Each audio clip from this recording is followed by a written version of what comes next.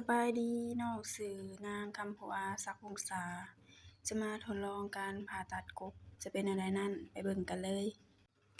นำเอากบมาเฮ็ดให้ตายก่อนพอกบตายแล้วเราก็จะมาผ่าตัดกันเลยขั้นตอนการผ่าเราก็จะนำเอากบ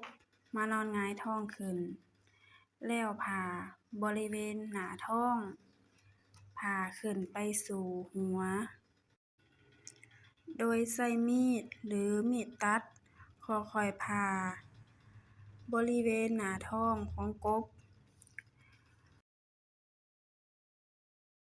ผ่าออกจนให้เห็นอวัยวะทางในของกบ